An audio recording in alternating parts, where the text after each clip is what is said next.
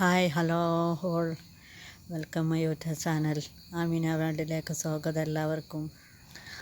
ഞാൻ വല്ലാത്ത വിഷമത്തിലായ ദിവസമായിപ്പോയോ, 2-3 ദിവസം കൊണ്ട് നല്ലോണം വിഷമത്തിലായിപ്പോയി. എനിക്ക് ലൈവ് ഇടാൻ പറ്റിയില്ല. ഞാൻ ലാസ്റ്റ് ലൈവ് ഇട്ട അന്ന് ആണ് എനിക്കൊരു വല്ലാത്ത വിഷമം വന്നു പോയത്. എന്തെന്ന് പറഞ്ഞാൽ, ഞാൻ പോസ്റ്റ് ഇട്ടിട്ടുണ്ടായിട്ടേ എൻ്റെ ഉമ്മാക്ക് സുഖമില്ല. പിന്നെ ഞാൻ പിന്നീട് പറയാമെന്ന് പറഞ്ഞിട്ട് ഞാൻ പോസ്റ്റ് ഇടുന്നുണ്ടായിട്ട് അന്ന് രാത്രിയാണ് എൻ്റെ ഉമ്മ ബാത്റൂമിൽ പോകുമ്പോൾക്ക് ബാത്റൂമിൽ കാല് തെന്നിയിട്ട് വീണത്.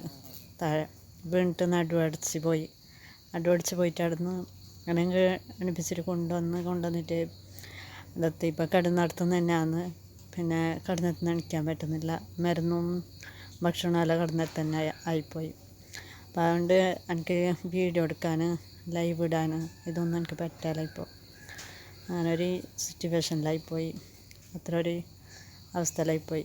പിന്നെ എൻ്റെ മുമ്പത്തെ വീഡിയോയിലെല്ലാവരും പോയിട്ട് എൻ്റെ ലൈവ് കാണുന്നില്ല എന്ന് പറഞ്ഞിട്ട് കണ്ട മുമ്പത്തെ വീഡിയോയിലെല്ലാവരും പോയിട്ട് കാണണോ, സബ് ചെയ്യണോ.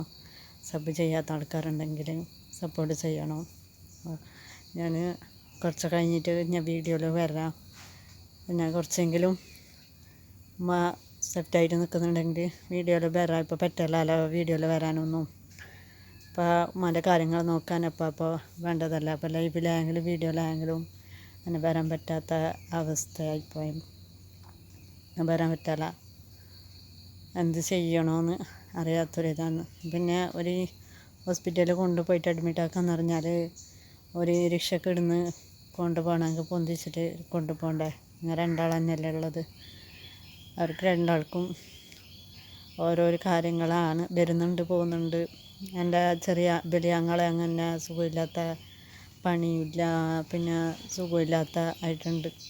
ഇന്നായെങ്കിലും നാളെയെങ്കിലും എന്ന് പറയുന്നുണ്ട്. ഇപ്പം മഴയുമല്ലേ, കാലിൻ്റെ മുട്ട് നോമ്പലും എല്ലാമായിട്ട് വിളിച്ചോട്ട് വിവരമെല്ലാം അറിയുന്നെല്ലാം ഉണ്ട്. വരാൻ പറ്റിയിട്ടില്ല.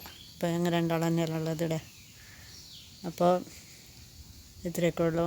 ഞാൻ എന്തായാലും കുറച്ച് മെച്ചപ്പെട്ടിട്ട് നമുക്ക് വീഡിയോയിൽ വരാം. അതുവരേക്കും എനിക്ക് അത്രയൊരു സങ്കടം നിറഞ്ഞതായിപ്പോയി.